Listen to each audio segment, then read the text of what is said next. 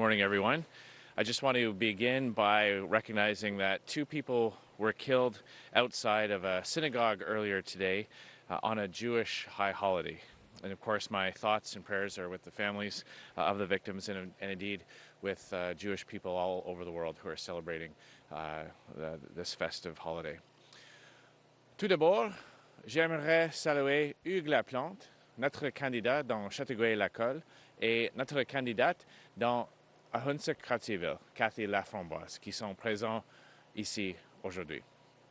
Ils font partie de notre équipe conservatrice qui veut permettre aux Québécois et à tous les Canadiens d'améliorer leur quotidien.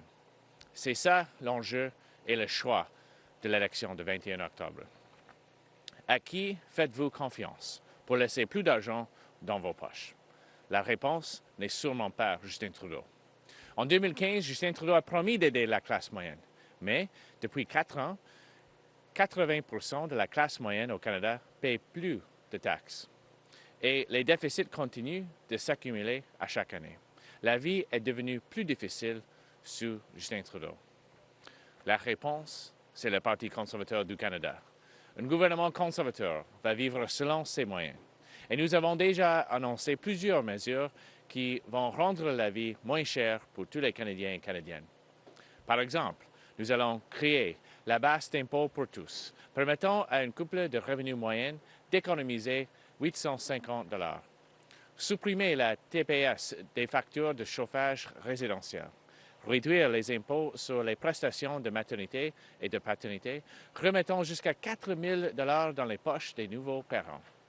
Augmenter le crédit en raison de l'âge, ce qui bénéficiera le plus aux aînés à plus faible revenu et donnera à un couple jusqu'à 300 $. En plus du coût de la vie, il y a d'autres questions importantes qui se posent aussi durant cette élection. L'immigration en est une. Et là aussi, Justin Trudeau a grandement déçu les Canadiens et Canadiennes. Nous sommes aujourd'hui au passage clandestin le plus fréquenté au pays. Depuis 2 ans, plus de 50 000 personnes sont entrées illégalement au Canada en provenance des États-Unis et la très grande majorité est passée par ici. Si nous sommes élus le 21 octobre prochain, nous allons éliminer cette faille et mettre fin à ce mode d'entrée illégal. Et Justin Trudeau est non seulement incapable de contrôler nos frontières, il a même perdu la trace de dizaines de milliers de personnes attendant la déportation. Bien sûr, notre pays ne subit pas les mêmes pressions migratoires extrêmes que certains autres pays du monde. Mais il existe quand même chez nous une profonde crise de confiance dans l'immigration depuis quelques années. Et Justin Trudeau s'en va tout simplement dans la mauvaise direction pour régler ce problème. En 4 ans, les libéraux fédéraux ont annulé les progrès réalisés par le gouvernement conservateur précédent pour renforcer notre système d'immigration, accélérer le traitement des demandes et éliminer les arriérés. Et ça aussi, ça fait partie de la mauvaise image que Justin Trudeau a donnée de notre pays partout dans le monde. Des dizaines de milliers de personnes venues de tous les horizons du monde sont arrivées ici au cours des dernières années. 60 par jour cet été. À cause de l'incompétence et de la négligence des libéraux de Trudeau, une majorité de Canadiens et Canadiennes ont maintenant une impression négative de l'immigration. Ils doutent de l'équité de notre système. Ils remettent en question le contrôle de nos frontières. De plus, les Canadiens n'aiment pas voir des personnes traversant notre frontière illégalement, comme ici, pendant que ceux et celles qui suivent les procédures normales subissent de longs délais. Les Canadiens et Canadiennes veulent surtout que le système d'immigration soit géré de manière compétente et que leur propre sécurité soit assurée. Comme Premier ministre, je vais faire de ces objectifs une priorité de notre politique sur l'immigration. Comme je l'ai dit tantôt, nous allons mettre fin à la vague d'entrées illégales en éliminant la faille dans l'entente sur les tiers pays sûrs signée avec les États-Unis. Nous allons embaucher 250 officiers additionnels à l'Agence des services frontaliers du Canada. Et plusieurs des juges de la Commission de l'immigration et du statut de réfugié seront déployés sur le terrain vers les points chauds des migrants illégaux à la frontière. Nous allons aussi porter une attention spéciale aux individus qui pourraient être membres d'organisations criminelles comme MS-13. Nous allons aussi fixer des niveaux d'immigration à chaque année selon les intérêts et les besoins du Canada. Ces niveaux devront aussi tenir compte de notre capacité à accueillir convenablement des réfugiés humanitaires. Et notre gouvernement va accorder la priorité à l'immigration économique. Mais une politique d'immigration plus vigilante n'exclut pas une attitude généreuse envers les réfugiés qui veulent échapper à des situations critiques. Nous allons améliorer la reconnaissance des titres de compétences étrangères et aider les nouveaux Canadiens qui possèdent des compétences reconnues à les mettre en pratique. Nous sommes tous perdants quand des médecins et des ingénieurs, par exemple, ne peuvent pas exercer leur profession. Je vais donner à ceux qui arrivent au Canada comme travailleurs peu qualifiés une voie vers la résidence permanente avec des salaires et des traitements adéquats. Je vais favoriser la réunification familiale et je ferai en sorte que notre système traite en priorité ceux qui font face à la persécution ou la guerre civile. Nous allons aussi accélérer la réunion des survivants du génocide déjà réinstallés au Canada. Nous allons aussi favoriser le parrainage privé des réfugiés qui donne de bien meilleurs résultats pour les individus et les familles que le parrainage gouvernemental. For Canadians to have faith in the immigration system, the rules have to be followed and the laws have to be enforced. As Prime Minister, that's exactly what I will do. As I said, we will close the loophole in the Safe Third Country Agreement. We will also hire 250 additional officers at the Canada Border Services Agency. This represents a 25% increase in our inland enforcement operation, which will strengthen law enforcement at the border. And we will deploy more judges of the Immigration and Refugee Board to the hotspots of illegal border crossers so claims can be processed faster. We will also closely monitor those considered to be a threat for criminality, especially MS-13 gang members.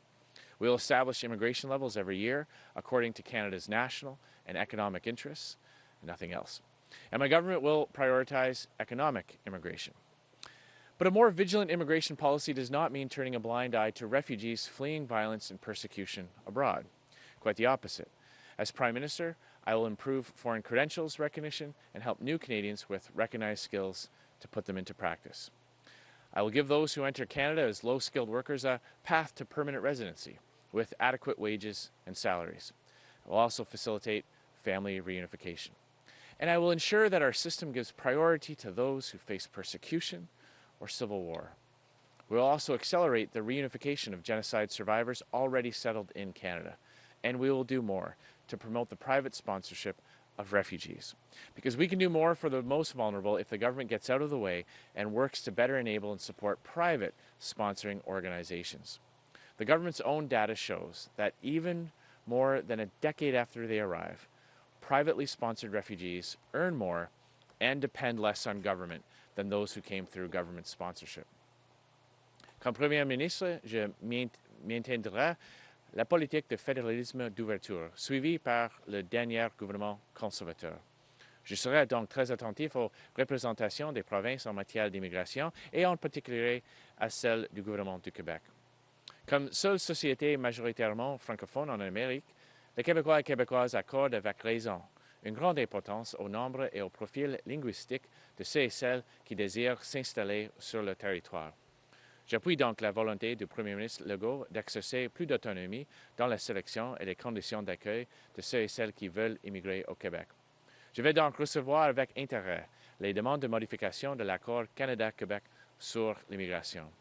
Je tiendrai aussi compte que c'est au Québec qu'ont lieu la majorité des entrées illégales au Canada, et plus spécifiquement l'endroit où nous nous trouvons présentement. Nous établirons aussi un mécanisme efficace de collaboration avec les provinces et territoires pour partager la meilleure information possible sur les emplois disponibles dans les différents marchés. Je vais aussi aider à l'établissement d'immigrants économiques dans les communautés rurales et nordiques. Et nous allons assurer que les personnes qui s'établissent dans des régions rurales et nordiques ont le même accès à des services comme des cours d'anglais ou de français, selon le cas, la reconnaissance des acquis et d'autres services pour les plus vulnérables, comme les femmes et les filles et les membres de la communauté LGBTQ. La meilleure façon pour régler la situation à la frontière, c'est d'élire un nouveau gouvernement conservateur qui va prendre cette situation au sérieux et qui va faire preuve de leadership pour la régler. Le Bloc pourra seulement regarder Justin Trudeau continuer à ne rien faire. Car la véritable priorité du Bloc n'est pas de régler les problèmes qui sont importants aux yeux des Québécois. La priorité du Bloc est uniquement de travailler avec le Parti québécois pour réaliser la souveraineté. Je sais que les Québécois veulent un gouvernement qui va avoir les mêmes priorités qu'eux, et c'est ce gouvernement que je veux leur donner le 21 octobre prochain. When it comes to immigration, the choice in this election is crystal clear. A re-elected Liberal government under Justin Trudeau that will continue to ignore this critical issue, driving down public support for immigration and costing taxpayers millions, possibly billions of dollars more as more and more people enter Canada illegally. Or a new Conservative government that will enforce the laws at our border, prioritize newcomers from violent and dangerous countries, and restore Canadians' faith in an immigration system that has served this country so well for so long. I've made my choice, and I believe Canadians will make the same choice on October 21st. Thank you very much. Merci beaucoup. Bonjour, M. Scheer, Philippe Vincent Foisy de Radio-Canada. Vous venez de vous livrer à une attaque contre le Bloc québécois. Vos candidats au Québec livrent des attaques à fond de train contre le Bloc québécois depuis quelques jours. Est-ce que vous sentez qu'il y a une montée du Bloc québécois, une montée de la souveraineté qui vous inquiète, peut-être comme Canadien, mais aussi comme Parti conservateur, et donc vous pourriez perdre des appuis au Québec? Alors, je suis confiant que les Québécois vont avoir confiance dans notre parti le 21 octobre, parce que c'est clair que notre priorité, c'est de rendre la vie plus abordable et laisser plus d'argent dans les poches des Québécois et Québécoises. La priorité de M. Blanchette, c'est de travailler avec le Parti québécois pour la souveraineté. Les Québécois et Québécoises ont fait un choix l'an dernier. Il a choisi un nouveau gouvernement. Et maintenant, c'est le temps pour un nouveau gouvernement au niveau fédéral qui va renforcer la nation québécoise. Êtes-vous inquiet? Je suis confiant qu'on va gagner la confiance des Québécois et Québécoises. Est-ce que vous excluez toute possibilité de travailler, de collaborer avec le Bloc québécois à partir du 21 octobre? Je suis concentré sur le 21 octobre. Je suis concentré sur assurer que nous allons élire un grand nombre de députés de Québec dans le Parti conservateur. Ça, c'est mon priorité, ça, c'est mon concentration. Hi, Mr. Scheer. David Cochran with CBC News. We're not going to get your platform today. Tomorrow's debate day, so I don't think we're going to see it then.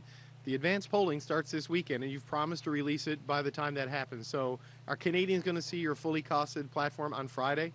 So I can assure you that Canadians will see our fully costed platform with plenty of time to make up their minds before they vote. And again, I will contrast. Even today, the Liberals have not released their platform. They claim to have released their platform, but their platform is not costed. And a platform without costing is not something that Canadians can have confidence in. Okay, but you said earlier in this campaign, buy advanced polling.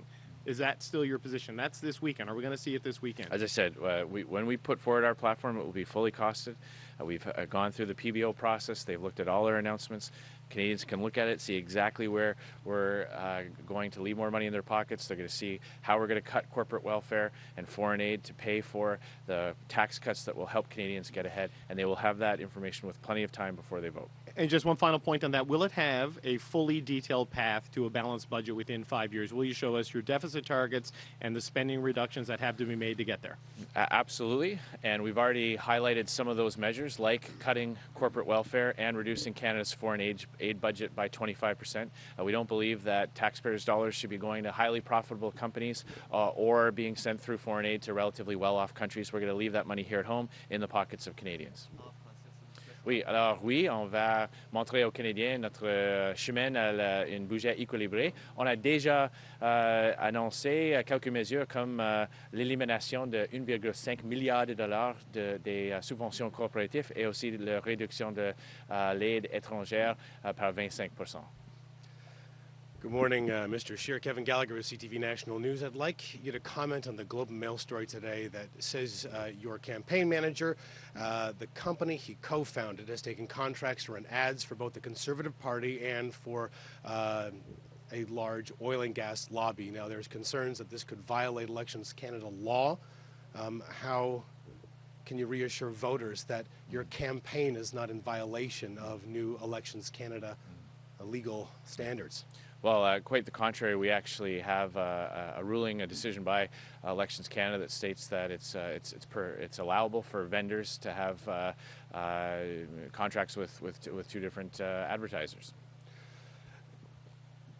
During the last Parliament, your opposition, I should say, criticized Bill Morneau on more than one occasion for having a conflict of interest because of his handling of the financial portfolio and his family holdings.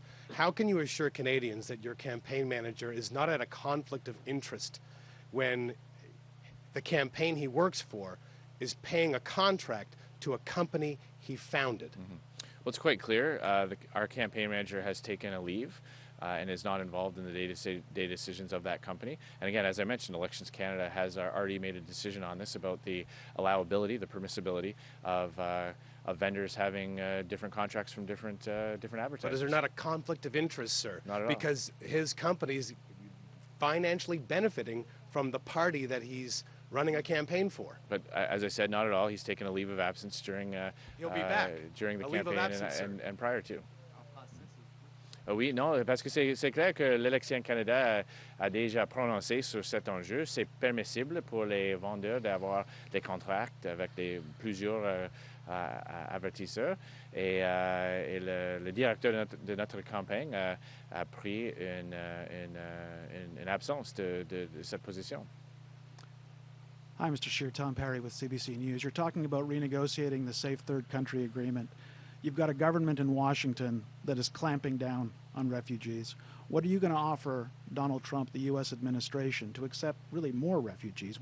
How do you get them to agree to renegotiating this? Mm-hmm. Well, I believe it's in both countries' mutual benefit to have this situation resolved on a bilateral basis. That is our preferred option. We do believe that it is in both our countries' best interest. It does not serve people who are crossing into Canada, does not serve the United States well to have this type of situation. I am optimistic for that can be resolved, as the original Safe Third Country Agreement was signed in the first place, and that is our preferred course of action. Of course, we will explore other options, but that is our first course of action.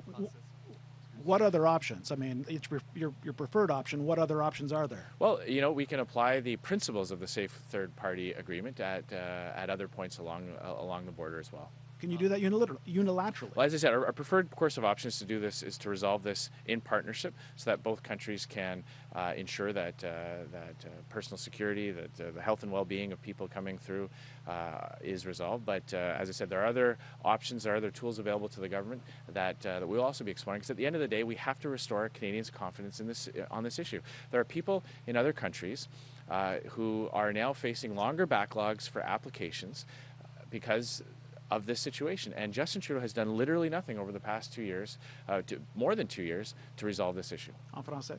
Oui. Alors, notre avenue préférable, c'est d'avoir une change dans l'entente entre les États-Unis et le Canada. Mais il y a des autres options. On peut s'appliquer les principes dans cette entente à les autres endroits autour de la frontière. And if you'll just indulge me one more, why are you mentioning S-13 today? Well, it's quite clear that when people come across the border, that it's difficult for law enforcement here to know exactly who they are. And we do know there are reports of people who have entered into Canada with criminal records or who have been identified as being members of criminal organizations. So we want to make sure that when people come into Canada, we are putting the safety and security of Canadians first. That is paramount. And people who have engaged in dangerous or violent activity in the past should not be in Canada.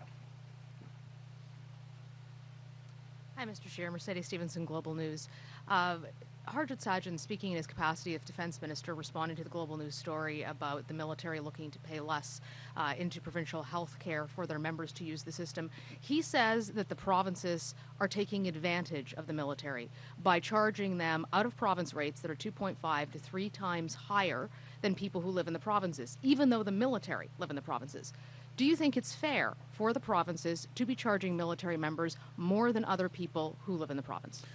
What I don't think is fair is that quietly on the just before an election, a change is made to this arrangement that significantly affects the ability for our veterans and our men and women in uniform to receive care. That is not fair.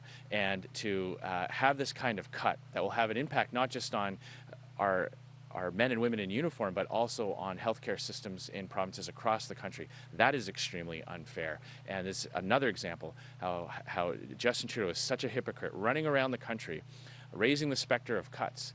But it's actually, the reality is his government is engaged in these types of cuts, cutting healthcare services to our men and women in uniform, to our armed forces personnel, and creating pressure on provincial healthcare departments. But do you think that the provinces are ripping the military off? Is this a cash cow for them? Look, I think it's important that the federal government live up to its obligations. When they enter into these types of arrangements, it's important for them to uphold it. And the fact of the matter is they are now creating increased pressure on provincial health departments and on the ability for armed forces personnel to receive the care they receive. That's unacceptable. Justin Trudeau has had $10.5 million for Omar Khadr. He has millions of dollars to fight our veterans in court. But when it comes to ensuring that our armed forces personnel have the ability to get the care that they need, he seems to be, he starts shortchanging them. That's hypocritical. That's unacceptable. If you become Prime Minister, will you commit to increasing funding to military health services? I am committed to ensuring that our armed forces personnel get the health care that they deserve, that they have the highest access to healthcare services across the country. Bonjour, M. Scheer, Pierre Saint-Arnaud, Presse canadienne. Dans ce que vous annoncez aujourd'hui, vous parlez d'ajuster les niveaux d'immigration aux besoins du pays. Quelle est votre position là-dessus? Est-ce que les niveaux d'immigration sont trop élevés? Est-ce que vous tenez un discours qu'il faut mettre fin à l'immigration de masse, qu'on entend d'autres candidats également? Est-ce que c'est ça que vous nous dites? Alors, la chose que j'ai dit, c'est que les niveaux doivent être basés sur nos besoins économiques et nos besoins pour la croissance de population. Je ne veux pas, pour les raisons politiques, présenter les chiffres plus élevés, ni plus en plus baissés aussi. Alors, on va arriver à un niveau basé sur les données, basé sur l'information, basé sur les besoins de notre pays. Ça, c'est le message aujourd'hui. Non, mais c'est parce que si vous dites ça, c'est parce que vous estimez que les niveaux ne sont pas corrects actuellement. Non, c'est dans le futur, on va assurer que le Canadien peut avoir confiance que nos cibles sont basées sur les preuves, sur les besoins économiques, sur les besoins basés sur la population. Okay. Ma deuxième question porte sur ce que vous avez mentionné, d'améliorer la reconnaissance des titres des étrangers. Je suis un peu curieux de savoir comment, concrètement, vous entendez faire ça, parce que d'une part, c'est une compétence provinciale et d'autre part, ça relève des ordres professionnels et c'est eux qui ont le mot final là-dessus. Oui, bien sûr, il y a beaucoup dans cet aspect qui sont sous la juridiction provinciale et comme j'ai toujours dit, je respecte les champs de compétences provinciales, mais je crois que c'est important pour un premier ministre de travailler ensemble avec les premiers ministres. Parce que chaque premier ministre, avec une situation économique où il y a une pénurie de main-d'œuvre, réalise que c'est un problème aussi. Quand il y a des ingénieurs, les médecins, les gens très qualifiés qui ne peuvent pas travailler dans leur profession, c'est pas bon pour l'économie, c'est pas bon pour les immigrants ni même. Alors, je suis confiant que je peux travailler avec les premiers ministres de trouver les solutions pour régler ce problème aussi. Mais de quelle façon? C'est ça que je vous demande. Mais il y a beaucoup de façons. Il y a des programmes fédéraux sous le département d'immigration qui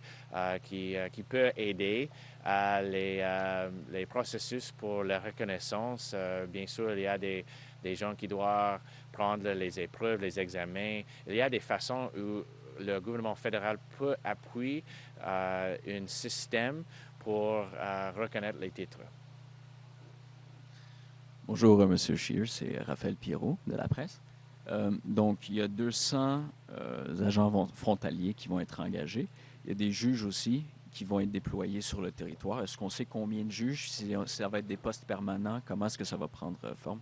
Alors, pour l'addition des juges, ça c'est pour régler le problème dans le court terme.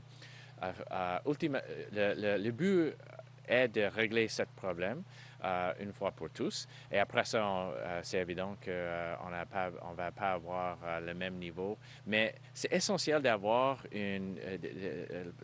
les juges additionnels pour commencer le processus plus vite. Parce qu'à ce moment, les gens qui arrivent, ils attendent des mois et des mois pour même la première étape dans le processus. Et ça, ce n'est pas acceptable. Mm-hmm. Il y a aussi le fait que, bon, vous voulez couper dans l'aide aux pays extérieurs et tout, et aussi la taxe carbone, en fait, qui le but serait justement d'essayer de mitiger les effets des changements climatiques. Est-ce que ça serait pas mieux, justement, peut-être d'essayer de régler le problème à la source et de travailler avec les autres pays plutôt que d'essayer de contrôler le flux migratoire ici sur le territoire? Alors, ça, c'est une très bonne question parce que la chose clé de notre annonce de l'élimination de 25% de l'aide étrangère, c'est exactement parce que 25% de l'aide internationale vont aux pays relativement de revenus élevés.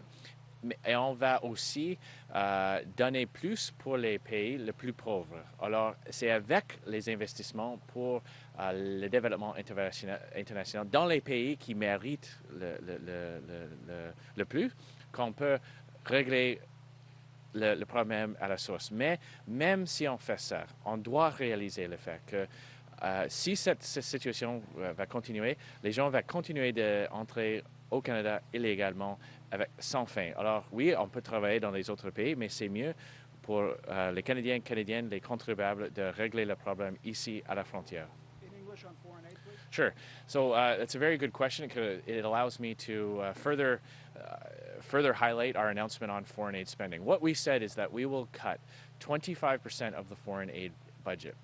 But in addition to that, by refocusing away from countries that are relatively well off, that have relatively high income levels and development levels, we are going to repurpose some of that funding precisely into countries that are facing humanitarian crises or have extreme levels of poverty. That will, of course, alleviate some of the pressure by improving living conditions in countries where people are currently leaving to come to Canada.